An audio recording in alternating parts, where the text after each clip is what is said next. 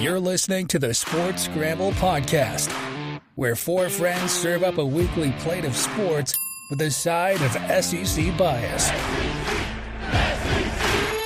Now, here are your hosts, Chet, Jacob, Wade, and Tyler. Let's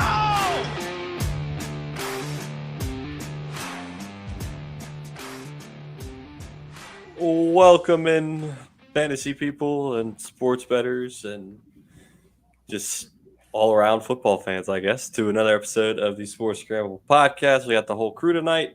I don't know how long we're going to have them. Hurricane is coming in. This might be our last show because three of our guys might be wiped off the face of the earth. Probably should No, two. I'm well east of. Hey, you're gonna get some the good this time. You're gonna get some. Tyler's gonna surf his way up to me. Yeah. Y'all just come out to Texas where we don't get hurricanes. Just tornadoes. I'll keep my comment to myself, but.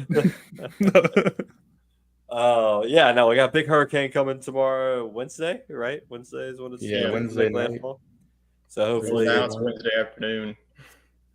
Hopefully it gets on out of there and LSU can take off South Carolina.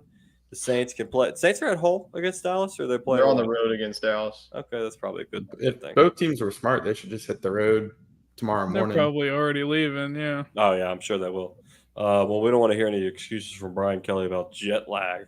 Hey, he can find a car lot for them. They're going to be tired after the hurricane. Yeah, no, They can't play. Yeah, he's not doing himself any favors in that post-game press conference. But speaking of hurricane, we were talking about it before the show. A lot of our listeners are from the Louisiana area. They all know where Lake Charles is. Big, what did you say, Tyler? The Capital One building that got demolished? Yeah, the Capital One Tower. Yeah, so that was cool to see on Twitter. But for our environmental / civil engineer, Wade, I'm going to ask you, when they demolish it like that, do they just like close off the streets around it? Because I'm sure there's businesses and buildings nearby, and how does that not just destroy everything around it? In theory, it's a vertical collapse, and everything's just supposed to fall on its support. But I imagine they fenced off a pretty big area. Yeah, like when they dropped it on itself, and it was just like rolling. It was like a nuke went off, just rolling clouds of smoke.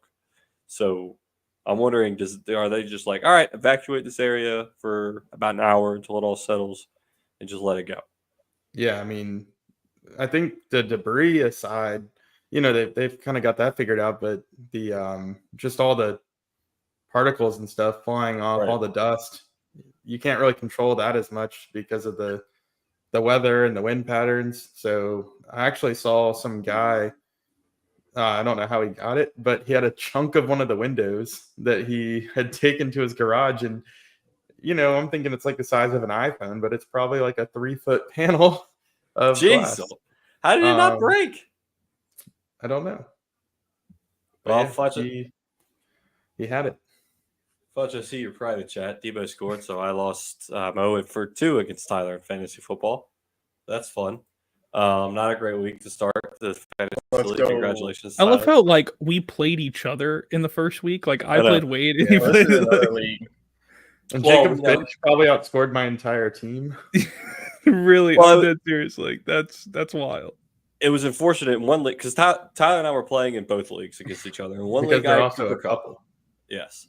In one league, I had Cooper Kupp, and I was like, sweet, he went off. And then I switched to our league, and I was like, crap, Tyler has Cooper Kupp. He went off. Yeah. So 0-2 both leagues to start the season. Not great, but we'll talk about fantasy football in a little bit. How was everybody's football weekend? I watched a little bit, but I was more just enjoying the nice, crisp fall air we're getting now. It's like 70 degrees, 70 on Saturday. Felt great. Yeah, it was awesome. I think it's the hurricane bringing stuff in. Today was perfect. You wouldn't know there was a hurricane coming, but I got my first Tiger Stadium experience of the year. Got to see the new lights. Got to say, it was a little lackluster. I feel like they got to get the colors down. People were saying it wasn't purple enough. The purple was fine. The gold, I just don't know how you're going to get that to show. It looked better on TV than it did in person. But last year at the Ole Miss game, they had the blue and the red, and that just really popped, and it was more of a hyped game. I think that give it a couple weeks, have Ole We'll get it Miss figured out. come here, they'll get it figured out. It'll be rocking. Well, I won't be able to test it against UCLA because that was announced. That's like a 3:00 kick or a 2:30 kick. Yeah. We have another game before Ole Miss? South Alabama. Might be a night game. It's 6:45. Yeah, it's already Okay, set. so they'll figure it out. I'll be warming a chair. Yeah, there you go. I'll send You'll you be a video. watching Gio Lopez throw like for 300 Well, Gio yards. Lopez is benched for the rest of the season. Oh, well, so. because South Alabama sucks. That's why. Speaking of bench, we need to come up with a bench segment on all the teams that screw us over on our bets. I'm looking at you, Auburn. I mean, what are you doing? Losing Auburn to and Cal? Virginia Tech already is the hate list for the season. Iowa. Yeah, them too. I don't know Put why UAB y'all on there any as well. money on Iowa. There's nothing redeeming about that team to put money on. It was a Well, three-point wait. spread. It was 13-0 at half. Yeah. And then were they don't just score a single fine. point in the second half, and here comes Iowa State and just scores all their points in the second. Like, talk about two completely different about a football dud. games on the That's an same Iowa field. thing to do. Like, Yeah. it made no sense. Yeah, Tennessee's I on feel the for love you. list. Tennessee, you're on up on our standards. I mean, just Tennessee's blowing out. a team that can win a natty list. Yeah, that's I think it's too soon to. I think it it's is too really soon to call. soon, and that's Don't what I tell want to Tyler. ask. I want to Never ask: too soon. is this an overreaction? I've got Texas, man. I mean, Texas walked into the big house, blew the doors off of Michigan. Quinn Ewers give him the Heisman. I mean, forget about Shedeur Sanders. People are saying Shedeur Sanders should win it after week one. No. At least Quinn Ewers played a FBS opponent. Week one, of course, who'd they play week one? Some small school. Colorado State. Yeah, exactly. I mean, Not so small. Colorado State barely beat Colorado. And then they go into Michigan, and all the analysts were like, "Oh, this is going to be a close game." I was like, no, it's not. Michigan sucks. They're vastly overrated. They're probably 4th, 5th in the Big Ten this year. Texas, on the other hand, just dropped the hammer from day one. They were more physical on the line. Quinn Ewers looked great. This might be an overreaction. Week 2, Texas is in the playoff guaranteed. Everybody give me a horns SEC. up. I'm I've not been giving on you a a- horns up. How do you even do it? I don't know how to do it. Just like this. What is it? If you do this is That's Who's North Wolfpack. Carolina State Wolfpack. yeah, exactly. Yeah, the team just got spanked. But yeah, Tennessee looked great. Did Texas and Tennessee play this year? No. No. But there was a Tennessee's debate on main who gets game, to call like themselves main- UT. Their main challenging games is against Oklahoma and Alabama. No, Georgia. Do they play Georgia? Yeah, Texas, plays Georgia. at- They're probably about like the only team that could keep it close with them. That's gonna be a hell of a game. Well, it's I it's think- at Texas too. So Ooh. Oh, the league set it up for Texas to have a clear path year one, no doubt. And that was a big reason why I had Texas over Georgia at the beginning of the year, because Georgia's got a tough schedule. They've had all these disciplinary issues. I like Carson Beck, but I just felt like Texas was the more complete team. Now, Georgia's looked pretty damn good too. But I think Texas has pleasantly got the surprised. experience. I think Texas has more experience in this. I know that we're all high on Texas, but I still like Ole Miss to win the SEC. We'll see in a couple of weeks what they do in Baton Rouge because No, they're going to put LSU. up 50 on them. We'll see. I mean, realistically speaking, Ole Miss could start their season 7-0 before they even have any sort of trouble, and they could go the whole season without any trouble. I mean, the only thing that really stands in their way is Georgia I being. think Jackson Dart in my a away preseason game, Heisman, so I mean, that's really the only thing I see that's literally And- that's going to be a problem for them right now. and you could lose that game and still make it. Right. I mean, Well, same goes for Texas. They could lose at home to Georgia in a close game, Yeah. and they could still make it. Georgia I mean, could win those two games Okay. and not make it to Atlanta because they got. but we also got to worry about Texas. They always lose a game that they shouldn't every single season. Well, Oklahoma's on the schedule. Hey, I mean, Kansas they're isn't in rivalry the back. SEC, man. Well, Kansas sucks. They just lost to Yeah. Illinois. Here's the thing about Ole Miss. When they lost 2 years in a row to Kansas. We had this same talk about Ole Miss 2 years ago when they had Matt Corral. It's pretty much a carbon copy of Jackson Dart. They were 5-0 or 6-0, whatever. Oh, they're going to win the SEC. They come into Baton Rouge and they get absolutely spanked. I'm telling you, it's going to happen again this year. It happens every time Ole Miss comes to Baton Rouge. Right now, but we'll see. I'm not worried. Yeah, LSU's defense is a question mark. Their defense is so much better than what it was last year, and we almost beat them last year. Well, it's moving in the right direction, but it's not where it needs to be to play a top 10 team right now. Yeah, exactly. That's a good point. We don't play a top 10 team right now. So, of course. Well, you do. Well, the South Carolina's USC's pretty close to being a top 10 team. USC game was unfortunate, but all in all, the coaching lost that game. Defense looked decent. Nichols, say what you want. You had a lot of big teams not get up for small games. You had Oklahoma barely lose to Tulane. Wait, not Tulane. Who they play? Houston. There's a big difference between Nichols and Houston, though. Yeah. I know. Oregon avoids Boise State upset. And of course, you had Notre Dame get beat by Northern Illinois. You had Penn State and Bowling Green duke it out till the fourth quarter.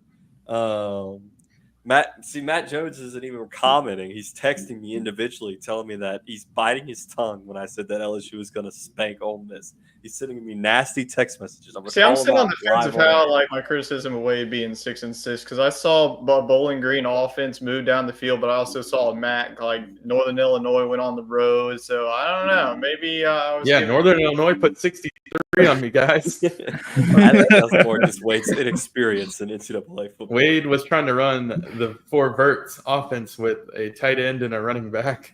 And no good receivers. Look, I'll tell you what, firsthand account though, watching that game, Bowling Green's tight end is their number one target. Yes. I mean, the guy, I realized that. The guy had a hell of a game. game. 90 overall now. Yeah, he had a hell of a game. But from that game that I saw, the best thing that Bowling Green really did was they got rid of the ball fast. Basically, he's literally got rid of the ball in 0.2 seconds. And it was just little drag. Got rid of the ball to Penn State's cornerbacks. Yeah. Right. I mean, when he threw the ball downfield, it was not so good. But I mean, it was impressive. And their offensive line, I'm impressed with Bowling Green's offensive line to stand up to a top 3 defense in the country. Pretty much. I mean, that's pretty wild. That they did that on the road, and they're huge. I'm standing there watching them. The MAC. I think they honestly could win the MAC. That's the scary thing. I wasted their talents, but Wade could have wasted their talents. Yeah. He can come back next year. Yeah, you can convince your boy to come back. Also, some NIL money. If not, then he might come to UAB. I think How do I prevent that? I think a non-overreaction is that if Missouri runs the table, they got the easiest schedule. That's what I'm saying. Missouri could be in the SEC championship potentially. I mean, I already got money on that, man. I think that wouldn't be surprised. I think that they're very good still. I mean, they're really impressive, even losing what they lost. It's still really kind of shocking that they're in the top 10 right now. I mean, they're playing. And nobody's talking about them. They're in the top 10. No, they're just sneaking up the ranks. I mean, I'll be the first to admit it. I looked at the rankings, and 6 of the top 7 teams are all SEC teams. Texas is they're a glorified Big 12 team still. They're the SEC, brother. It's gonna take a little while. Don't hate. Don't discriminate, brother. Horns down. Well, Wade said it earlier. They've set up their schedule for Texas to make an impact in year 1 in the SEC. I mean, that's proven fact that we've seen that. So it's good for the SEC if it happens. There's gonna be a lot of tiebreakers to decide who goes to Atlanta. Yeah, I mean. It even comes down to a coin toss. It might. I mean, look at this. The 4th criteria. Right. You've got Oklahoma and Texas. Who do you want to see go to the SEC championship in your first year if you're not an SEC fan? What brings more eyes? Texas. I don't want to see Oklahoma. I don't think anybody that's a non-SEC fan in their first year. I think everybody that's not an SEC fan kind of wants the Cinderella story. I mean, let's be real. I mean, they want to see a team an actual game in Atlanta, so Texas. That's what they want. So, well, I'm just saying from a standpoint of when they set up the schedules, I think they heavily favored Texas. Yeah. Ask any Aggie, they're going to tell you that all day. So we'll see how that. Texas A&M is going to be in the Pac-3 here in the next 2 years. Yeah. So What I say? Last game I wanted to touch on was Oklahoma State, Arkansas. Oklahoma State ended up covering in overtime. We were so joyous after that game, feeling it, man. We thought that we had it, and here comes all Auburn with freaking bum Peyton Thorne. Yeah, why is it? Dropping what? Who was their other quarterback last year? Then y'all got a different line than the one I said on the show because they did not cover my best bet. We got them at 6.5. Okay, they were 10-point favorites when I made my best bet a week ago. Oh, I had Auburn was 10-point favorites. No, Oklahoma State. Oh, okay. The line did go up to 10. I tweeted 7, so you're covered, Wade. We're gonna call that you win that one. We'll get to the bet. We'll recap those in a second. But yeah, and then of course we're just talking about it. LSU didn't look great in the first half, but they kind of came alive in the second half. The run game's a concern. Brian Kelly is a concern. I now hear everything, Jacob, you were telling me. What are you at Brian Kelly stage? Last week you're like, he's fired if they don't make the college football playoff. What stage of grief are you at? Let's be realistic. He's got a 10-year fully guaranteed contract. He's not going anywhere. For at least it's year 3. I think 6 years. Yeah, I was going to say minimum 6. I don't know. 7 years. Jeff Landry's a crazy man. He might put him in the Tiger Den. That's something else. Also, how about kudos to that reporter just like slipping that into the back end of his question, trying to figure out Brian Kelly's political stance there. And Brian Kelly, hey, he's a politician. He understands how to answer his question, but that's also what I don't love about him, because in the press conferences, I feel like he's talking down to the fans and to the reporters. Yeah. He's like, it's like he's talking to children. Exactly. Yeah. Here comes the governor, like, oh, we wanted to bring back Mike, and immediately you hear from Peter, like, nope, you ain't bringing that mascot in the stadium. Get out of here, Peter. We don't care what you think. They can do whatever they want. No way with the lights would they ever bring that Tiger in there. Well, he's only going to be there at the beginning, and then they take him out when the game's never going to happen. That thing's going to turn into like a friggin'. It's gonna. If we mess with that game, we're gonna have a freaking cat as our mascot in the next 2 years. So just keep it the way it is. Yeah, the LSU fighting cats. No, they might as well be right now. That's how it feels. Hey, you're just a fighting cat too. Here's the issue. They almost got beat by a Bowling Green. Yeah, you're lying. I don't even know what that is. So the stage of Brian Kelly grief I'm in, I'm not super confident in him. And the reason is you don't see that like fire in the team. You're playing Nicholls State and LSU. Granted, they never played before. Nicholls State's on the FCS level, but hey, Southland Conference champs. They're a very good team for their conference. And you're thinking they got 90 kids from Louisiana who were told they weren't good enough to play at LSU, right? So they're all pissed off. They're going to show up pissed off. This is their chance to prove themselves. Like Guggenheimer or whatever his actual name is. Basically, Oppenheimer. 170. Yeah, just after that play and to open the third quarter, they shut him down. Man was wearing the war paint too. Yeah, that's a little controversial. I was like, hey, get him out of the game. He's making a racist statement here. That was my excuse to try to get him off. He was also built like a freaking fullback, and we made him look like Usain Bolt. Yeah. So apparently he was the man back. I think he was from Shreveport. I don't quote me. He's from. Keep in mind, they played Louisiana Tech. Louisiana Tech had like 4 picks that game, and Nicholls only had like 200 yards of offense. Yeah, Guggenheim only had 50 yards against the Bulldogs. My dad called me and said we should have hired Nicholls coach because they got blown out by Louisiana Tech last week, and they showed up and almost beat LSU. So actually, you've got a point. You've got a point there, chat. And I said this a while ago. That is not that extreme. I hate playing the. If you want to go that route, then Billy Napier would be our coach, and you would be so mad about where our team. No. I'm not saying that. No. I'm talking about the players playing the big school that they were turned down from, right? I'm talking. We had this conversation while they were talking about the Brian Kelly hire, and I said that they don't need to go hire a Power 5 coach. I said don't take a Power 5 like. It's LSU. But what I'm saying is Coach O wasn't a Power 5 coach when they hired Coach O. So right, exactly. So my thing is, don't mess with the success of the fact that you went and got somebody who isn't a Power 5 coach, isn't this giant. Before. Well, Couldn't what tell I'm you. saying, Sniffing all I'm up saying, girls' yeah, skirts. I mean, he was at Oklahoma State. You get guys there to make a name for themselves as a head coach. You don't need a guy from the past who has shown that he cannot succeed with major programs to come in and take over a major program. That's the problem I have with Brian Kelly is he feels too comfortable. He knows he's got a guaranteed $100 million 10-year contract, right? He's already done what he did at Notre Dame. Granted, he never won a national championship. He feels like he can do that, but he doesn't have to prove himself at LSU. And I just feel like there's not the fight in our team. He doesn't get them motivated. I don't know if I'm sure they respect him, but he's not the Coach O crazy coon ass banging his head with chucking Red Bull cans and headbutting the players in the locker room. That's what you need to get up for some of these games. Well, I get it. Do all that, but he couldn't coach.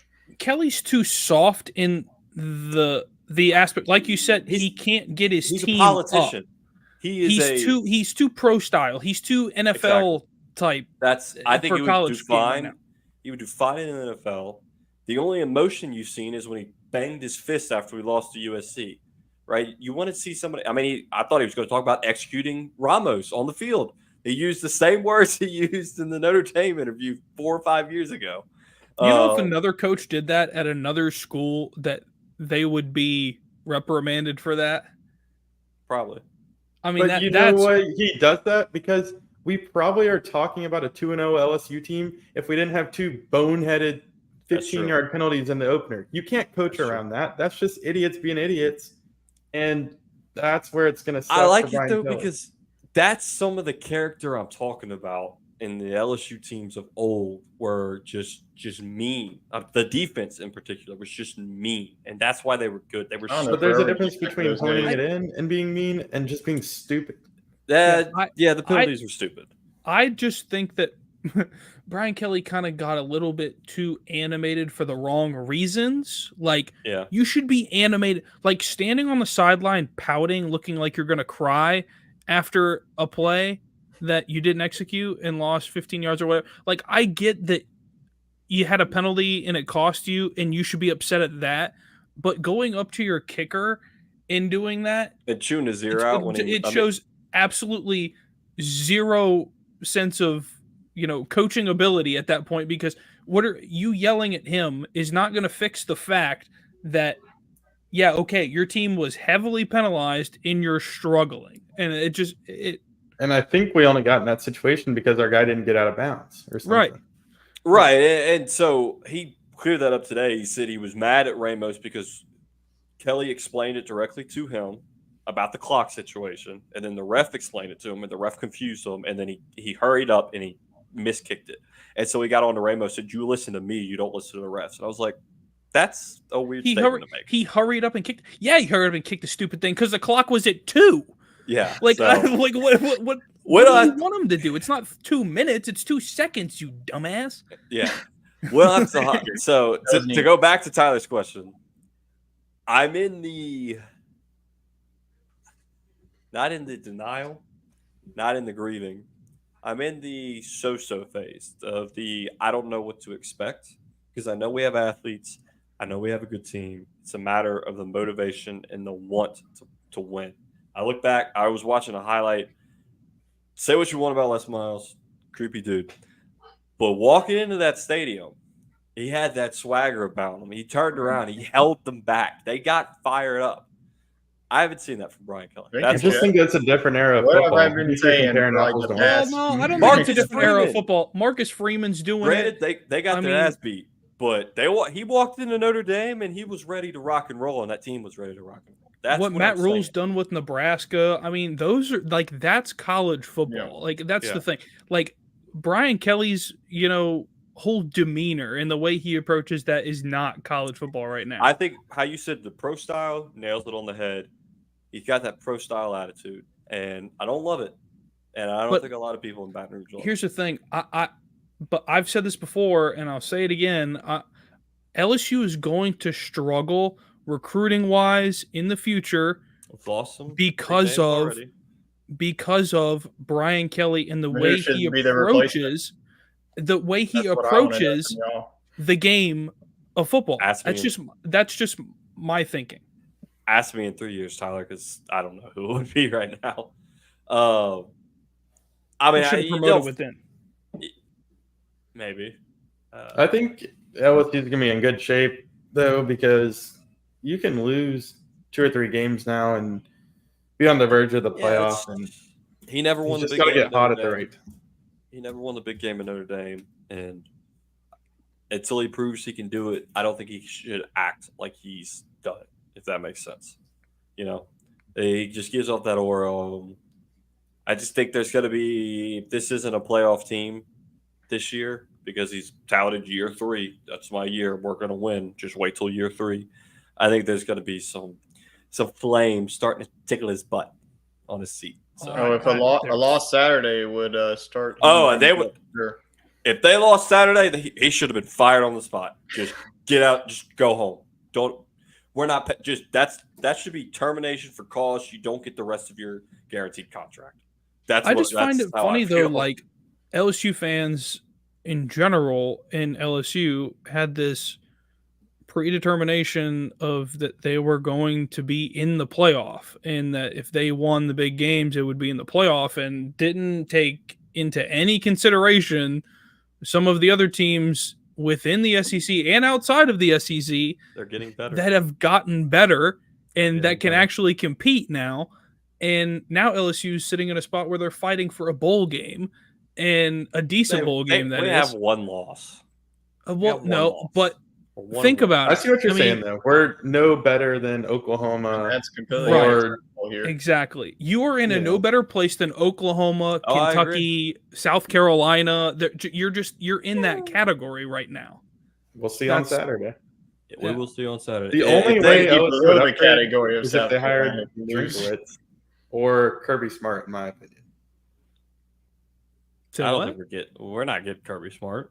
I'm saying that if you're gonna fire someone like Brian Kelly, you have to absolutely swing for the fences and get a coach. Be like, hey, but I think the majority of people would be happy with a no name coming in after Brian Kelly, feel. Just something new, something. That's how you end up with Billy Napier. Yeah, but Billy Napier has a past in the SEC. I'm talking somebody outside of the SEC that. We're talking a lot of theoretical here. I think we're going to be fine. It's 2 weeks. That's why a lot of people back at us next I'll see you in 2 more weeks. Yes, come at me next week. If we get our asses y'all don't pay taxes for these damn buyouts. Well, that's the way. Move to Texas. They're not firing their coach anytime soon. They got the boost. They already fired 2 coaches. What's the third one? Yeah, so we're still paying off the other 2. Let's see what happens come after South Carolina. LSU shows up, takes care of business like they did against Mississippi State last year at 11 a.m. I won't say another word about Brian Kelly until we lose another big game. So right. That'll be other team, a couple weeks. Alabama, USF. Final score looked like a blowout. It was not a blowout until the last 4 minutes of the game. USF goes for the touchdown on 4th and goal instead of kicking the field goal. They win that game. That's just my opinion. Because they were ramming it down their throat, and they said, let's get points. Boop. Next play, 70-yard bomb from Jalen Monroe, touchdown. And then it was like, interception, touchdown. I get like, you're not going to beat Alabama kicking field goals. Go for it, dude. There's 4 minutes left in the game. You're on, like, that 6-yard line. Go for it. What do you got to lose? No. That's what I was saying. Like, they should have went for it. Like, kicking field goals is just going to do nothing for you against that team. Right. And also, apparently, there's some heat in Oklahoma. Winning 14-12 against Houston, which is a little bit of a surprise. I was, our boy Josh over at Rising to the Occasion. He was defending his quarterback. I think some people are calling for him to be benched. So we'll see how that goes the rest of the year. Well, you saw what happened last time. Oklahoma did something stupid like that. They lost their quarterback and went to another school, and that was the end of that. That's actually happened twice to them. Week 2, man. It's just week 2. It's weird, right? Crazy things happen. Fans got to calm down. Let's get to this week. Week 3 top games. Let's start it off with don't think we have. Do we? Oh, Tyler, working quick. Friday night.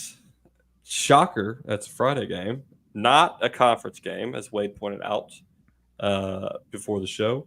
Arizona versus Kansas State. Ranked matchup, number 20, on the road to number 14. I was doing a little bit of research before the show for this game. The ArizonaCentral.com newspaper is picking Kansas State to win. Heartland College Sports is picking Kansas State to win. A lot of other Arizona papers are picking Kansas State to win. So that tells me Kansas State's going to win. I think the spread is like a 7. Yeah, 7. I only put this game on here because it's a ranked matchup. I don't know a whole lot about both teams, I'll be honest. But I'm taking Kansas State. Take the dub. Tyler, what do you think?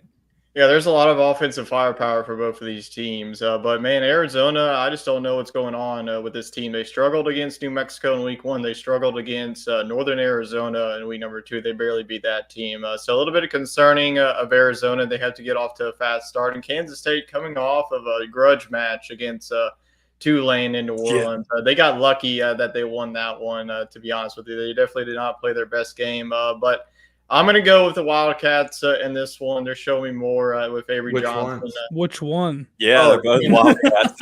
Kansas State. All right. I figured we all got him. Yeah. Kansas State. The Wildcat matchup. But I'm not touching that point spread. I mean, this could go either way. If I was going to bet, take the over because these are two more than talented teams in the Big 12. So, yeah, Wildcats, Kansas State. Shut up. Move on. It's Friday the 13th. It's Freaky Friday. Oh, in boy. the Big 12, even though this is not a conference game. Fletch, give us your Freaky Friday Fletch picks. My Freaky Friday, so you're gonna lose your money if you go. I'm taking the Wildcats, but I'm going with Zona actually. Piss off. I'm gonna go with Zona to take it actually on the road. Manhattan's a tough place to play, but this is a day game, I believe. It's a night game. It's a night game. Screw it. Who cares? I took the pick anyway. I'll take Arizona just based on defense. I think they're the better defensive team. Northern Arizona, they put up 10 points, but they were all in the second quarter, and they shut them out the rest of the game. New Mexico put up 38 on them. They put 39, but they also scored 61. Ooh. So I can't say that they played bad. You're just you said the freaking border at this point, buddy. Tyler, you said that they struggled with New Mexico, but they won 61-39. Yeah, but they let 39 points be scored on them. That's or something. But you just told us not to panic about Nichols putting 20 on us. Yeah, that's Nichols, man.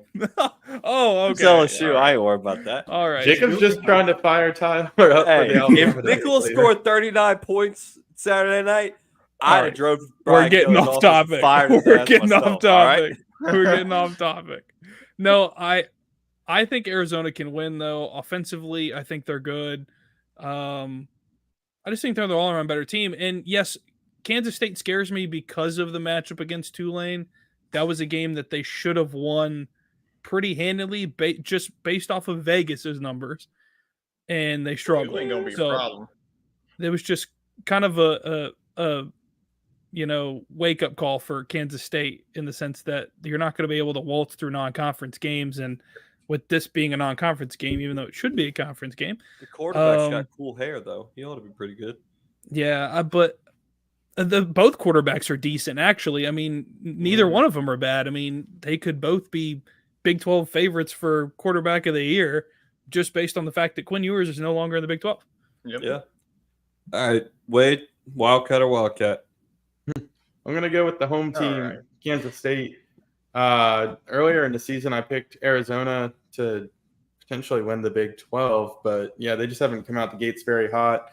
Coaching change has gotten to their heads, and I think Kansas State's a good team. I mean, I think Tulane's a really good team. I think that was a playoff caliber matchup on Saturday that we saw, and it was a tough, true road game at 11 a.m., so I'm not going to discount it too much. So, yeah, give me Kansas State. I think they're one of the more balanced teams in the country. So just I forgot to mention this pre-picks. For the year, myself, I'm 3-3. Tyler, you're 2-4. Jacob, 5-1. Wade, you're 4-2. So we'll keep track of that throughout the year. Also, forgot to mention Colorado got absolutely smacked by Nebraska. Yeah, Can we just all agree that Colorado's done? that's pretty bad. Yeah, we don't need to ever hear about them on the show again. Nebraska might be undefeated before that Ohio State game. Nebraska's scary. They look scary. Not to mention with Patrick Mahomes 2.0. Like they look scary. You see all his pregame, it's the same stuff. That is very creepy. I will admit it's getting a little out of hand, but hey, he's playing like him. So only thing that would be really scary. The only thing that would be really scary is if his girlfriend looked like Brittany Mahomes. That would be scary. Is the Ohio State game in Lincoln or is that in Columbus? I believe it's in Lincoln. That might be the Am I upset wrong? of the year pick if that's in Lincoln. Don't at me on that one, but I'm gonna ask you right now. It's in Columbus. Oh, then never dang mind. it! Well, of course they had to put it in Columbus. All right, game 2 of the week, game day, and Wade will be there. If let's go. SEC talk will be there. Yes, half of SEC talk and game day. They might have him on as a special guest picker. Who do you think is going to be the guest picker? Darius Rucker? Probably like always. Yeah. No. They should bring if only Spencer Rattler wasn't playing. Okay, can we talk about one thing though? Kind of related on game day this week. Michael Phelps was making his picks, and they got to the South Carolina game, and he took South Carolina, and he just laughed. And if you remember, Michael Phelps got busted for the giant bong rip at a South Carolina frat party before a football game. Nice. The year of the Olympics, I think it was 2012. Great pool there, Freddie. I didn't know that. So he was laughing because he. I think he was laughing because Pat McAfee I'm going to go with the CAC. Yeah, that's probably why I was laughing. And of course, the ball grip. That's a good pull, Wade. So LSU versus South Carolina, 11 a.m. early game. I just explained all the reasons about LSU and what's going on, but I haven't lost faith. Give me the Tigers. Garrett Nussmeier is going to go in there and say, "What's up?" They're finally going to have something prepared for Perkins. We'll see. But the South Carolina defensive end, that's basically their version of Perkins. He's a freshman. Dude, I can't remember his name. Dylan Stewart. He has been a menace in the first 2 weeks. He's got like 2 forced fumbles, 3 sacks, a bunch of tackles for loss. So it'll be interesting to see how Will Campbell matches up against him on that left side. That's the question mark. We've been told, our offensive line is best in the country. We're going to run the damn ball. Can't even run it against Nicholls State. The offensive line has looked sloppy and, Big Mike's words, wet toilet paper. So I think it's going to be a battle in the trenches. If LSU's offensive line can figure it out and finally come together, I think it's going to put a lot of doubters to bed. Of course, do you lose your key defensive tackle, Jacoby and Guillory, out for the season with an Achilles tear, just like Aaron Rodgers, but he's back tonight. And so, I'm taking the Tigers. I'm obviously not going to pick against them, but I think it's going to be a scary game in early, and then LSU pull away. What do you think, Tyler? Yeah, I think that this is definitely going to be a closer game than the line is saying. I just don't know if LSU can win this one by a touchdown. South Carolina, they surprised me by beating Kentucky 31-6. I wasn't really too high on Kentucky. I think that Kentucky is going to be the worst team in the SEC. I think going into the season, it was Vanderbilt and Arkansas, but those two teams have already proved it on the field that they're better than what it was on paper. But I am ultimately going to go with LSU. For some reason, this team just seems to play better at 11 a.m. games. They might just practice in the Bojangles parking lot or something. There is a Bojangles right by the stadium. All right, so that's what they're going to do. But I'm going to go with the road team in the shadow of the light. Okay. All right. To the Kentucky point real quick, how would you feel as a player if your coach was pretty much out the door, Texas A&M signing on the dotted line, and then he was like, "Oh, they don't want me anymore. I guess I'll come back to Kentucky." Yeah, I wouldn't want to play for him either. Nope. Jacob, which pick, Cox or Tigers? I'll take the Cox. Sure. I think that home field's big. LSU on the road ostensibly for the first time this year. I'm big when somebody else hosts. It's only a home field advantage when South Carolina's playing. So, as I was saying, always rag me about picking the home team. I think I've picked 2 road teams so far. Hey, I'm happy. Oh, this is a home team. What do you mean? We only gone through 2 games. So I think South Carolina, I think running the ball is going to be big for them. It was big last week, and I think it's probably big again this week. Nickel showed that they could run the ball against LSU. I mean, that's the thing that, is very concerning is the front seven for LSU.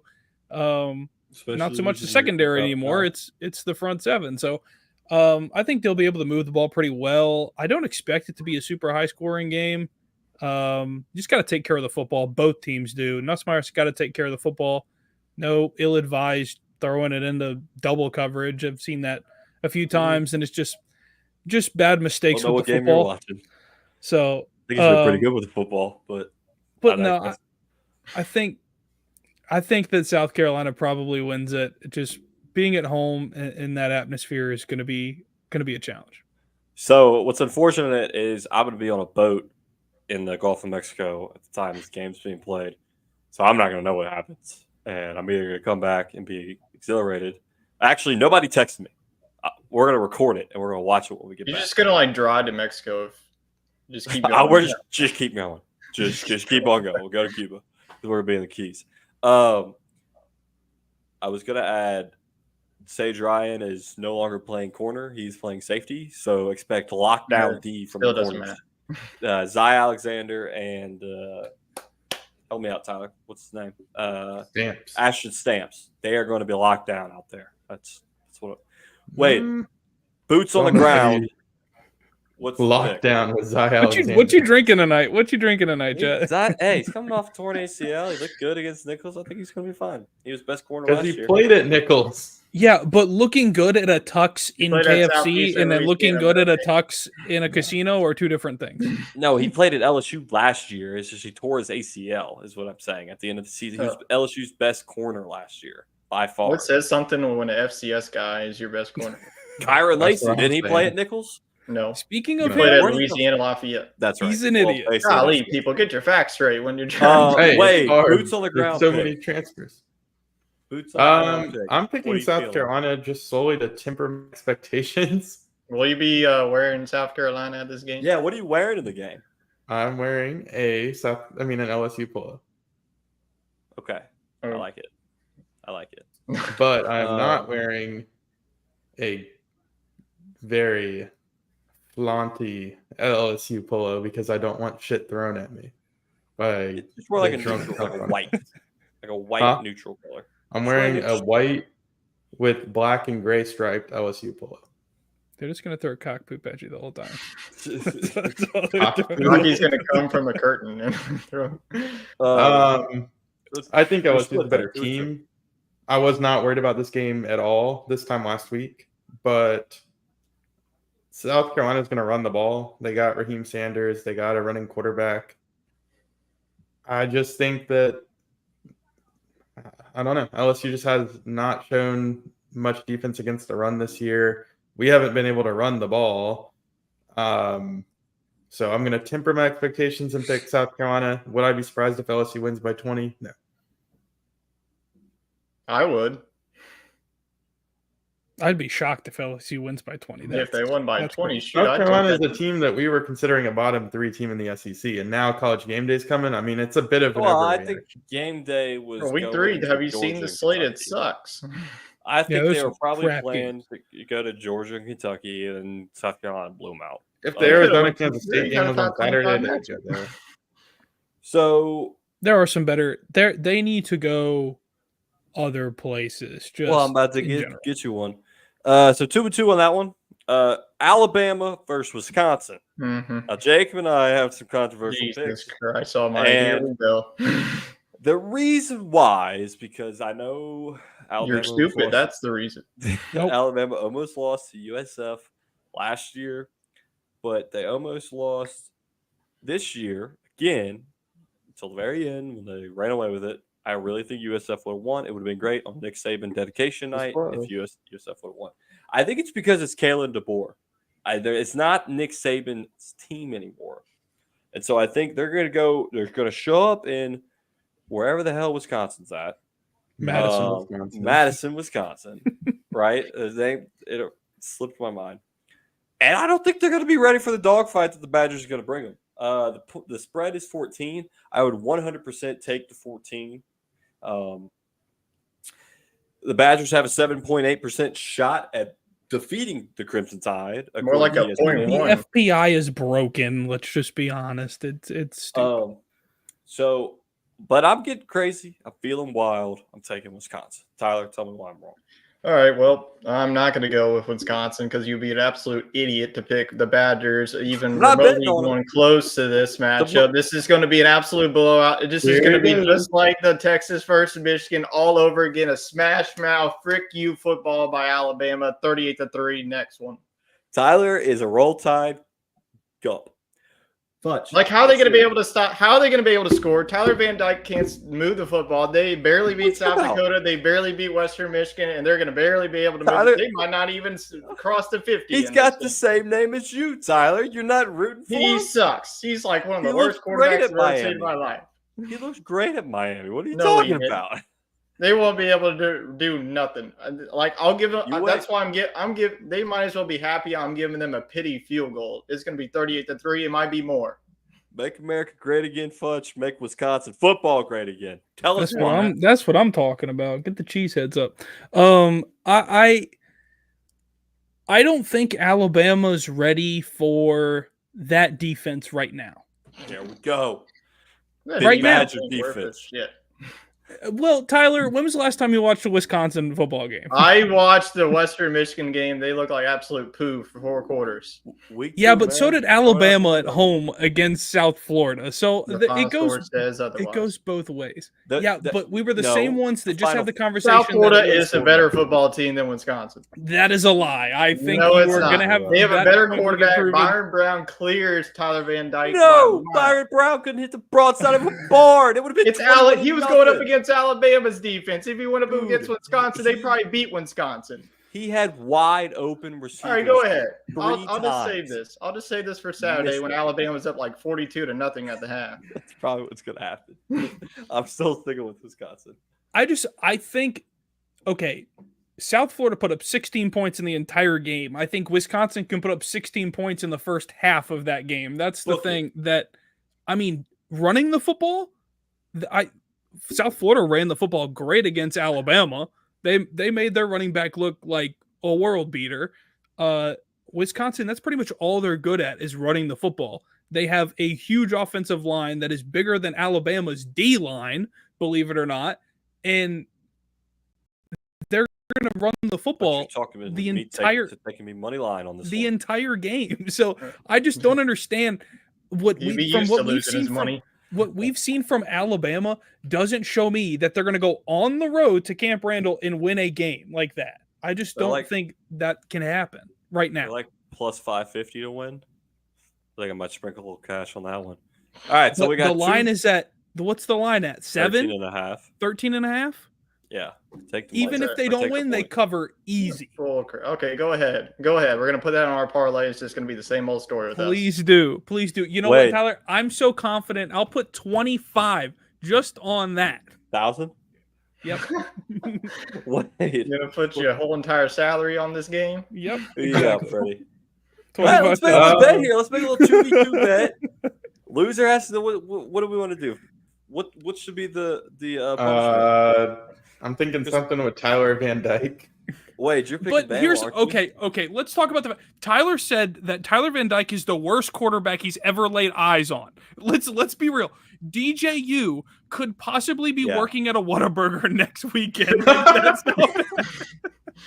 No, it would be a Circle K. So bad. He's already got an NIL deal there. It's so bad. But if you watch Wisconsin through the 2 weeks, that they are not a good football team whatsoever. Yeah, but that's Big Ten football. I mean, they're not going to blow people out. I mean, that's just how Big Ten football is. We saw Big Ten football, and when big old Texas walked in, they got spanked. Yeah, but Michigan's it's gonna be the same story. Michigan sucks. Overrated. Yeah, but you're taking into account sucks. Michigan doesn't have JJ McCarthy anymore. They have Davis Warren, who is. Oh, and you're gonna trust Tyler Van Dyke to beat freaking Alabama? Bullshit. Yes, I am gonna freaking shit. Van Dyke has gone through a lot of adversity in his life. That's some BS. If you don't think Wisconsin is fired up to play a home game against Alabama, and you're saying that it's crazy. such a hostile environment, Alabama, you could say that like even Ole Miss is a hostile environment, more hostile than Wisconsin.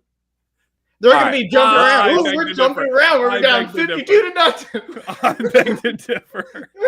Absolutely. All right, let's come up with something. They're all going to be gone by the time that shit's playing in the stadium. Let's come up with something. I think if so fired up about Alabama in my life. If Wisconsin wins, let's do the spread. Because y'all are complete idiots if you think Wisconsin's going to win. If Wisconsin covers the spread, Tyler has to donate $25 to Tyler Van Dyke's NIL collective. Yeah, sure. If they magically win this game, I'll do that. No. We got to come up with something for the spread. Okay. If Wisconsin covers 13.5, which I think they will, and I'm picking them to win just because I want. You don't know. Hey, this could be a 3v1. Wade could pick Wisconsin. Yeah. Wait. Who are you picking? Alabama all day. Okay. So 13.5. I don't know your score. Like 34-21. What? You could be like the Florida State fan and say, I'll eat dog shit out of a solo cup. Not doing that. Man deleted his Twitter account immediately. Man deleted his life. What are you talking about? There was a problem. Oh my god. We gotta come up with something for if Wisconsin. We need a bet, the two of us. No, they gotta win outright. You can't just do the spread. If y'all are picking them to win. Oh, so now he's worried. They're gonna cover the spread and make it a close game. What time do they play? Watch you. Tyler, didn't you just say they were going to win 52-0? Didn't you just say they were going to win 52-0? I'll wear a cheese head on my head if they freaking do that. I don't know. We gotta come up with something that. I already had to go with much punishment. I think we should dump a bag of shredded cheese on Tyler on air. If I was thinking about that, but like put glue on them first so that the cheese sticks. I think. All right. What time do they play? 11. 11 a.m. Yeah, that is Big Ten football. Alabama has not played an 11 a.m. game in how long? That's true. Oh, all yeah. Right. Wait, back when they played Texas. It's going to be a repeat. There's going to be a repeat of this week's Big Noon kickoff. It's going to be over. So, if Wisconsin... Gus Johnson's going to be like, Jalen Milroe, he's off. The spread is... 15.5. Okay. 13.5. If they can cover the spread, then the two of you... I can't think of... We'll come up with something. I just can't think of what it's going to be. We're going to make it like eat a bowl of mayo or something because we love Duke's mayo. Eat a bowl of mayo. That's for you, Jet. That's for you, buddy. All right. We'll come up with something. Next game up, we've got mighty Boston College going into Missouri. Missouri better watch out. That's all I got to say. I think Missouri's going to win this game. They're, like we just said, probably going to be in the SEC championship. They can't not show up. This Boston College team that woke up and punched Florida State in the mouth. Ooh. I don't know who they played this week. Duquesne, your favorite. Yeah, Duquesne. But I'm taking Missouri. What about you, Tyler? 56-0. Yeah, I'm going to take Missouri, but I think this is going to be closer than people think. Boston College is a scrappy team. Thomas Castellanos really liked what he did the first 2 weeks of the season. Really underrated quarterback in the ACC, but too much firepower in Missouri, and I'm going to go with the home crowd as always. So give me MIZZOU to win this game. Got the bet here. If Wisconsin covers the spread, next time the four of us are together, we have to do the Waffle House Challenge. The losers do. What? I don't care about the game that much. You freaking do it. Okay, we'll come up with something. Okay, maybe like a 3-hour Waffle House Challenge. It's taking me to Cracker. That's a punishment in itself. I did see another fantasy football thing where the guy had to go to a bar from 6 a.m. to 6 p.m. Oh, or 2 a.m. and every drink he took was 30 minutes. That's a problem. Oh my God. I sent you all on Twitter. That's intense. Fudge, you pick for this game. I agree. Boston College is scary. But I think Boston College is getting a little too much credit right now. Yeah, they played Florida State. Florida State's garbage. Like we all know that. They're terrible. Got the same treatment. They got ranked and they got beat by Syracuse. DJU at Whataburger. So I think this game will be competitive in the first half. Missouri will pull away the second half. I think they cover this line, even though I believe it's 16.5? It is double digits. That's pretty high. 16.5. They've only played once Damn, before, and good. Boston College won. Yeah, well, different Missouri team now. I mean, they're definitely really good. Now, if Boston College wins this game, a lot of things can happen. I mean, especially in the ACC, they'll be Yeah, watch out number for one the in the Eagles. ACC. Bill So O'Brien. Bill O'Brien's back. Like this, it's scary. Like what the heck? So it's weird, but Missouri, they're a seasoned football team, and I think they're not gonna not take it lightly that Boston College is ranked and a decent opponent this year. Wade. Cats. I like that this one's in The Eagles. Columbia. I think that makes a big difference. So I'm going to go Missouri, but I think it's going to be kind of close. Wait, 4-0 on this one for Missouri. Yeah. Last game of the week would have been a great SEC game like 10 years ago. Texas A&M versus Florida. The Aggies are unranked. Florida is unranked. Florida, it's kind of the same deal. They were about to lose to Samford, and then they figured it out. I think they benched Graham Mertz. The line's -4. That's my best bet here in a second. Give me A&M all day. I'm sorry, Florida. It's not your year. Billy Napier's gone. TT. All right, this is a very important game for both of these teams. Both 1-1 already, so another loss. Definitely for Florida. I mean, Billy Napier is just counting his weeks of him being the head coach for the Gators. But I did like the move with DJ Lagway. And if Billy Napier goes back to Graham Mertz, he should just be fired on the spot because that would just be a bogus move to do. But I am going to go give one more shot for Florida. If they lose this one, they're just dead to me for the rest of the season. But I'm going to go with Florida in a defensive battle here against Texas A&M. I think they get it done in the Swamp. Okay. Fudge? I'm thinking differently only because Florida looks terrible. Second string quarterback, no reps. I'm concerned about them to the point that I think they'll be 1-2 after this week. A&M, I think fresh start for them overall. Even though they lost to Notre Dame, I honestly think that they'll bounce back and take care of business. Now that it's SEC play and Elko's there, fresh start on the road, I think they can get it done. I believe in Connor Wegman more than Florida offensively and defensively. You're going with the woo woo woo. Yeah, the milkmen. What about you, Freddie? I'm gonna go with Florida, just like Tyler. I just feel like both of these teams are pretty disappointing. You got to go to the Swamp. I don't know. I think it's going to be a sluggish, cruddy game. Hey, didn't Graham Mertz come from Wisconsin? Yes. Yep. Oh, fuck, we're in trouble if they got rid of his sorry They got rid of him, and they got honestly. No, they didn't get rid of him. He left. Like let's be real. I get much better of Tyler Van Dyke. DJ Lagway makes a big play late, and we never see Graham Mertz again. Yeah. All right. Goes off into the sunset.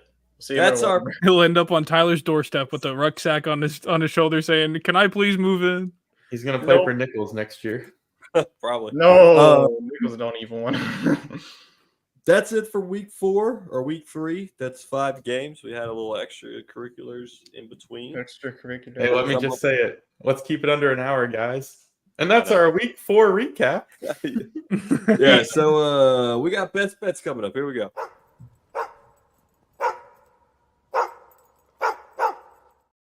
Right, that's who got that dog in them. So we're gonna go with who got that dog in them coming up.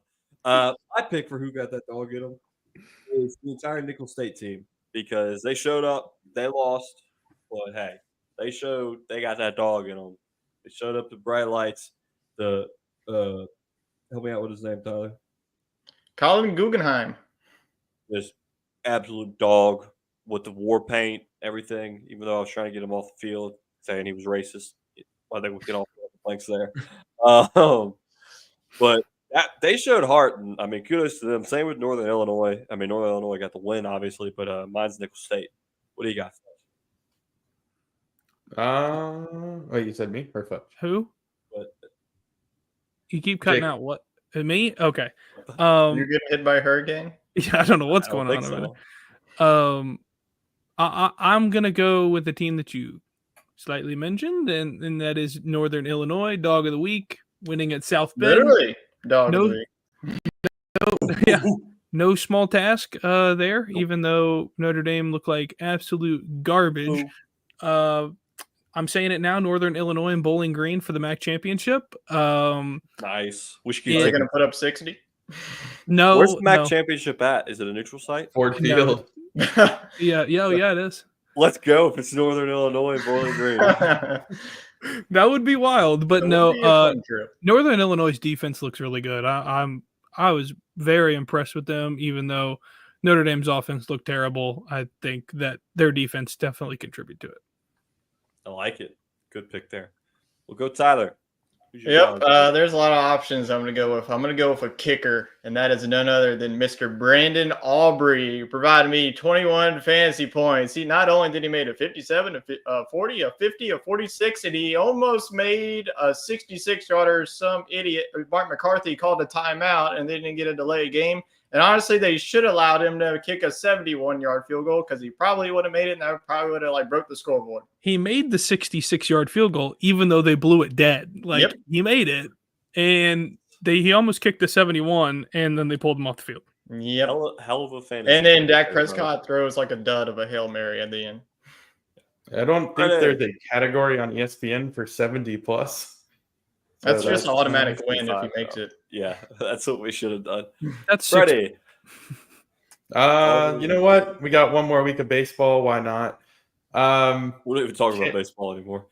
Well, you're gonna get it here I because know. the Tampa Bay Rays have a Double-A player who plays alongside Trey Morgan. He has a 370 batting average and 102 stolen bases. Holy shit. Holy. So What does he yeah, do? Just get on base and take Wait, off? for Tampa Bay, yeah, Chandler Double-A? Simpson, Double-A. so he's Golly. playing for Montgomery. Yes, the Bay Biscuits? Biscuits. The Yes, the Biscuits. Biscuits. Yes, and he Nice. played at Georgia Tech. It's his second year as a pro. Played last year on the Charleston River Dogs. Got up to Double-A this year, and the batting average is impressive on its own right. And then 102 stolen bases. That's pretty insane. That's correct, right? Now in minors, they can't check over more than like 3 times or something. But I'm sure he's getting checked every time he gets on base. right, so he gets basically a free run on the third one every time. But either way, very impressive. Just something that catches your eye. Yeah, for real. Good pick there. All right, now building that bankroll. It's time for building that bankroll. Cha-ching. All right, so last week we had a good week. We bounced back from 0-4, went 3-1. Everyone besides Futch won. We had, let's see, let me find them here. I took Cowboys plus 2.5. Easiest money you could have made. Like 20.5. Yeah. Wade, Oklahoma State -7. We're going to give you that 7. Right? They covered that? Or was it 6.5? It was No, they one got point. they got Yeah, 7. they won by 8, right? They won by 8. I thought it was Yeah. 10 when I bet on it. Oklahoma State -7.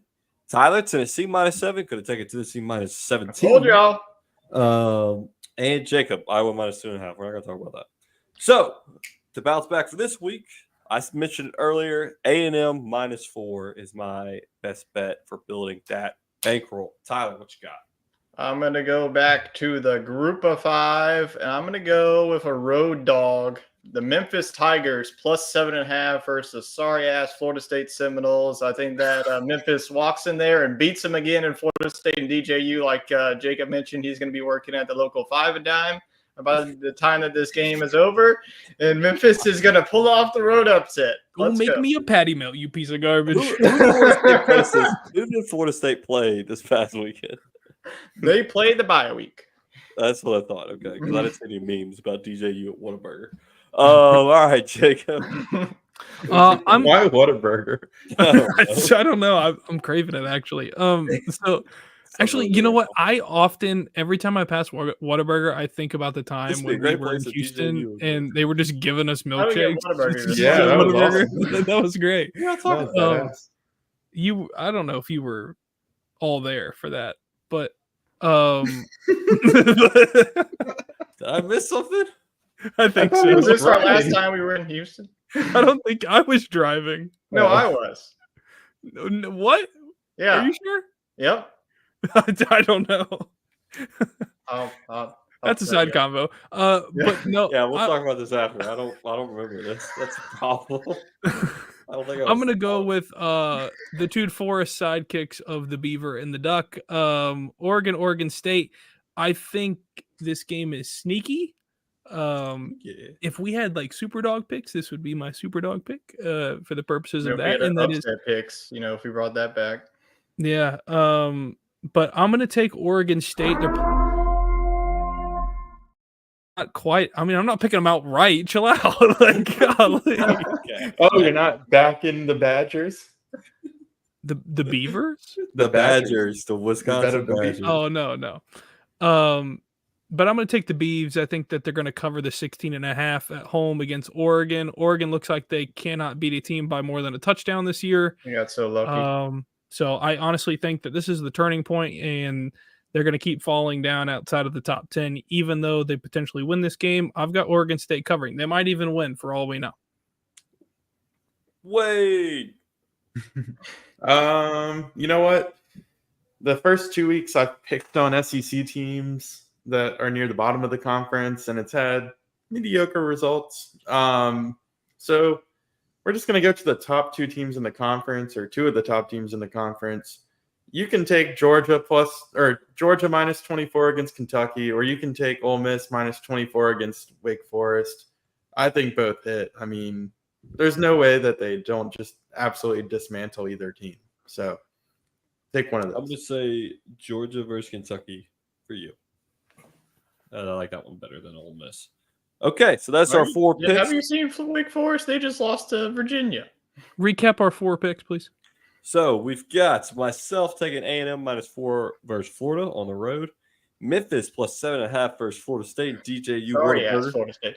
DJ Whataburger ukulele. Florida State for Tyler. Jacob, Oregon State plus 16.5 versus Oregon. The Ducks or the Beavers cover this. And that's at Oregon State too. I believe it is. Big rivalry Easy game. cover. And I like Wade with the Dogs minus 24 versus Kentucky. Are you sticking with that, Wade, or you want Ole Miss?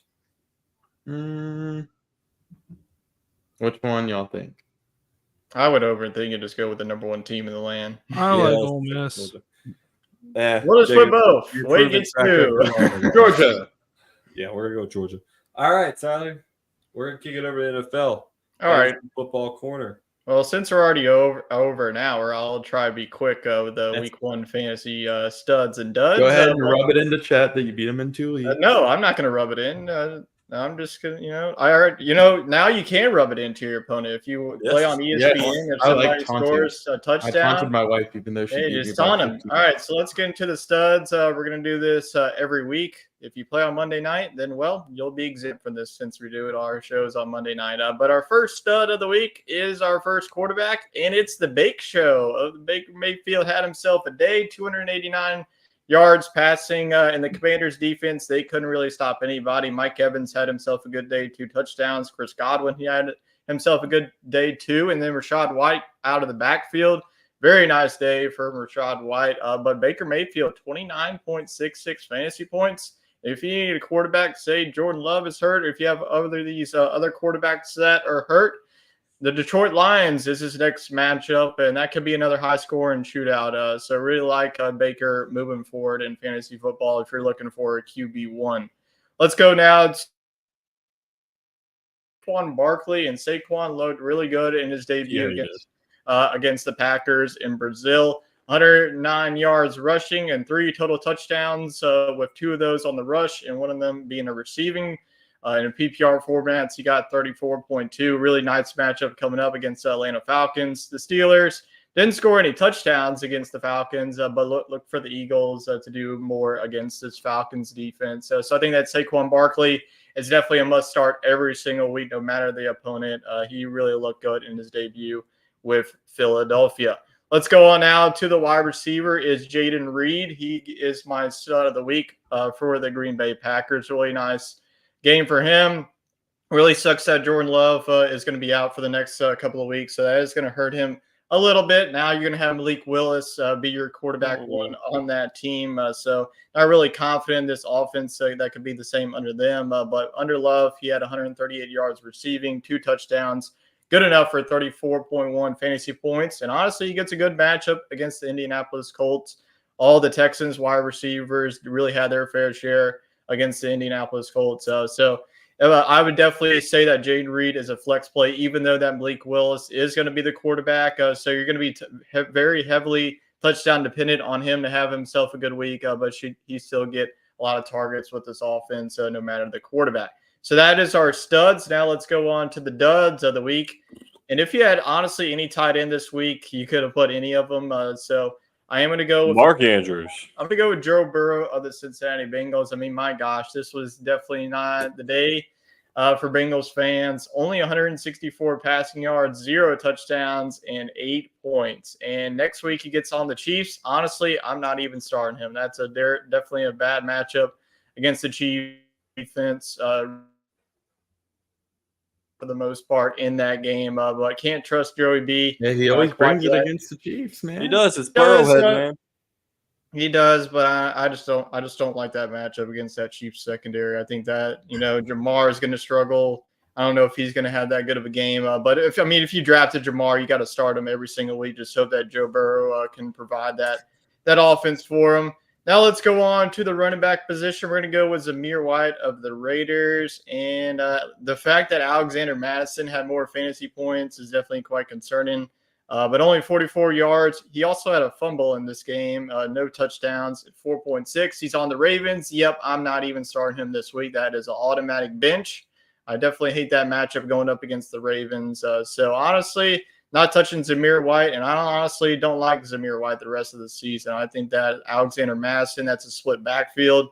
So I would probably look somebody else on the waiver wire. A guy that I like this week is J.K. Dobbins. He's probably going to be the top running back had a pretty nice game for the Chargers against the Raiders. The wide receiver dud of the week was Chris Olave. You would have thought that he would have had himself a game when the Saints put up 47. Nope, he did not. He had 2 receptions for 11 yards and only 3 points, and he plays the Cowboys. That I don't feel confident in starting Chris Olave heading into that matchup. Really good Cowboys secondary, and it might be a more defensive battle. And Dallas always plays good at home, so this could be a game that gets away potentially from the Saints. So Chris Olave definitely disappointing in a game that the Saints scored on every single drive that the Dolphins touched the field. So those are your studs and duds in week number 1. That's I didn't realize that a Chris Olave only had 2 catches. That's Rashid Shaheed's team now, baby. That's what happens when you're a little bitch in the locker room. At Jamar. Yeah. Let's get to the NFL. We got to start with the Tyreek saga. Scotty Scheffler, Tyreek Hill, handshake. You're the same person. There's some controversy about what happened. There was apparently some live body footage released, body cam footage. So we'll have to watch that. It came out while we're doing the show. But yeah, he showed up. I loved his little celebration after he scored. He put his hands behind his back and Waddle arrested him. That was cool to see. So Waddle should tackled the crap out of him after what we saw now. But how about the damn Saints? I mean, who's fired up about some Saints football now? I said I was done with them. No, back in, baby. No, really back Kubiak, man, he's the difference maker. I mean, you saw the offensive scheme. Like there was like so many movement in the offense, and Derek Carr. I mean, he played himself heck of a game. 19 for 23, 200 yards, 3 touchdowns. Very efficient from him. We saw Alvin Kamara be Alvin Kamara. I think that Alvin Kamara looked like his rookie and second year. He had over 80 yards rushing, and he had a couple of catches too. And Taysom Hill was heavily involved in that offense. And we also saw Foster Moreau. So yeah, it was definitely honestly the best that they could play. You could say they did against the Panthers, but putting up 47 points in the NFL is definitely no slouch. Yeah. I mean, Derek Carr looked like he had a little bit of swagger about him. He's trash talking the Panthers. Yeah, he got that fourth down. He was just doing this. Yeah. All right. Yeah. So Yeah, they got the Cowboys next week in Dallas. Good defense they're going up against. We'll see what I mean. It's week 1. Yeah, they got a brutal couple Okay. of weeks. They play Dallas, and then they play Philly and the Eagles. Yeah. I mean, we were saying there was talks preseason. Oh, they weren't going to beat the Panthers. Like, we didn't know what to expect. We really didn't, and they looked pretty damn good. Scored 47 points. That was impressive. So look forward to seeing what the Saints offense looks like next week. The Browns still suck. Deshaun Watson's still on the massage table because that is not him on that field. I think this might be a controversial take, but when you give somebody a contract like he got, there should be minimal standards, just like any job. There is a minimum amount of work and expectations that you're supposed to live up to. And if you don't meet them, you don't get paid or you get fired. They're paying this man why like do you think 200. they dug out that court case against him today? I saw that. They're paying this man like $260 million, and he is not meeting expectations. I think all NFL contracts should be set up. He's not even worthy of an NFL contract. No, he's not. He's not. I mean, he can play at Nickel State. Start Jameis. Yeah, they should start Jameis. That's my opinion. But I mean, tell me if I'm wrong. I think there should be a minimum. I definitely. I agree.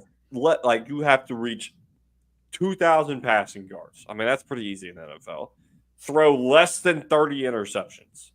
Throw 20 touchdowns. Like, there should be a minimal set for these insane contracts they're paying out, because what's to stop Brandon Ayuk from being a dud for the next 2 years? And San Francisco just paid him an insane amount of money.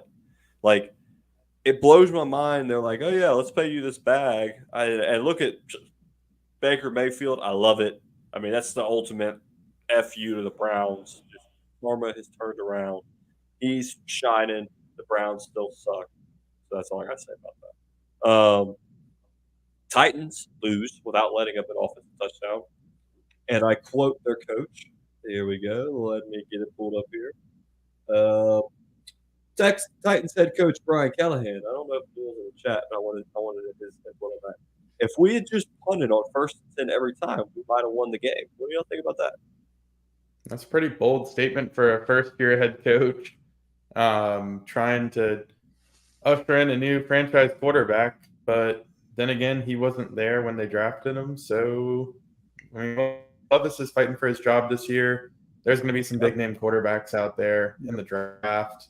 So, yeah, he's on the hot seat after week 1. I mean, just some inexcusable interception. And the last one is hilarious when he just drops to his knees and he's like, no. I mean, Caleb Williams didn't even throw for over 100 yards, and they still managed to win the game.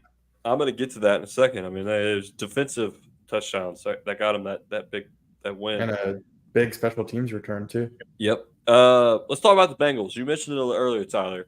Mm-hmm. I feel like the second or third year they've started off pretty slow. Is that a concern? I mean, it's just their mantra, but I mean, you got to start off fast eventually. I mean, it was very concerning. I mean, the Patriots aren't going to be a team that we look at is going to have many wins on them. But this offense, that might be their only win. Yeah, this offense, I don't know. There's like a lot of question marks. Looks like Zach Moss is RB1 for that team at the moment, and then Jamar, he had a good stat line, and then T. Higgins not being there definitely hurt that offense. So yeah. Not the weapons, losing Joe Mixon. I mean, you saw Joe Mixon where he did with Houston. So yeah, that loss is probably bigger than whatever the Cincinnati Bengals fan base thinks it was. I think, Wade, you mentioned it a couple of weeks ago, when you have all of your stars not practicing because they're all holding out for new contracts, that's an issue. You could tell they did not look in sync on the offensive side. Yeah. Well, yeah. I think they'll pick it up because it's Joe Burrow, but what do you think? I mean, I did pick them to get to the Super Bowl, but that was probably overly optimistic. I just don't really like the way they've handled this offseason. I mean, they let Tyler Boyd walk for basically nothing, which made you think that they were gearing up to offer a huge contract to T. Higgins, or, we didn't even think the Jamar thing was going to be an issue. So it looked like they were going to lock up T. Higgins this year and then maybe lock up Jamar next year. And then they get in the whole debacle with the franchise tag with T. Higgins, and they get into spat with Jamar. I really thought that Joe Burrow was going to step up, and maybe the NFL is a little different, and it's these guys' livelihood. But I always thought that Jamar Chase being on the Bengals was going to be really good because he would have Joe there to kind of keep him in check, and Right. I felt like Joe was just going to be like, look, dude, like that's not how we do it. We get out on the field and we go play. Well, now we got Jamar saying at the press conference, oh, well, Joe was looking out for me. He didn't want to put me in a risky situation. Your job is to go win football games, and you're going to take hits. I mean, play or don't, but don't half-ass it and lose to the worst team in football. And that's what they did. Yep, I completely agree. He's just more worried about making more money than Justin Jefferson, where he needs to be worried about what he does on the field. Justin Jefferson was not better than Jamar in college, but he has been hands down the better pro. Mm-hmm. Jay Jett has looked great, even with Sam Darnold throwing him the football. I mean, I overthought that one. I should have taken Jefferson instead of Jamar in fantasy. I think they will turn the corner, though, to answer your question. I think they probably lose another one this week, but I think they look better. I mean, they did get off to like a 1-3 start 3 straight years. Hard to do that and win the division. So, I mean, Baltimore probably has the division at the moment, but they are 0-1 too. So, just week 1. There's a lot of wide receivers. Hey, they're like LSU. They're the LSU of the NFL in more ways than one. So, you mentioned it earlier, Tyler. Rookie quarterbacks struggled. Caleb Williams, Bo Nix, and Jane Daniels. Even though Jane Daniels had 2 rushing touchdowns, and that's the same amount of times his helmet was thrown off his head running the ball across the middle. He had like 80 yards or 60 yards rushing. So, I think my personal take on all 3 of them, it's a big adjustment going from college to the NFL. Yes, there's preseason, but it's not as fast as regular season. So I think give them 2 or 3 weeks. They'll settle in. They'll be fine. I'm not ready to say that either of them are a bust. I think they'll be fine. But wanted to see y'all's takes on the 3 rookies this weekend. Yeah, I mean, this is their first start. I think that if you were going to say who did the best, it's Jane Daniels. But, I mean, his offense and his defense did not help him out whatsoever. They just could not stop Baker Mayfield whatsoever. But like in fantasy terms, you love what Jane Daniels did for you. 2 rushing touchdowns. Good enough for 28 fantasy points. I mean, he's just going to be like what Lamar can give you every single week. He's going to give you that rushing upside, even though he didn't have over 200 yards passing and 0 passing touchdowns. I mean, I'm not going to be concerned with anybody. I mean, Caleb Williams, this is his first start. It was against a really good and talented Titans defense. Still won. And we might see another rookie quarterback come soon. Michael Penix. A lot of the Falcons fans are already wanting him, and because Kirk Cousins did not look so good in his debut. He just didn't help. He couldn't plant his foot and put zip on the football whatsoever. Yeah, I think he's still nursing that Achilles. Best throw of the day was to Kyle Pitts. I'm going to have to start him on her. Yeah, well. Another rookie, Drake May, but I think they're more worried about their offensive line and not having Drake May get killed in his first NFL start. Yeah, they might just let Brissett and Ramondre beat the crap out themselves for a few weeks until they're out of contention. Yeah, so. But that's all I got tonight, guys. Jacob just dropped off without warning. He was thinking about Whataburger. Maybe he's going to see DJU. Anything else? That's all I got. All right, well, we appreciate that's all I got too. Wade, safe travels up to South Carolina. Root on the Tigers, even though you picked the Gamecocks. Tyler, stay safe in the eye of the hurricane. I guess you too, Wade, you'll be there. Come up with a punishment. Wisconsin, Alabama, big game Saturday, 11 o'clock. So, I'm not that invested in it. Me and Jacob are. I'm honestly not going to watch the game, but all right, we'll watch it, I guess. Stay frosty, folks. We'll see y'all next week.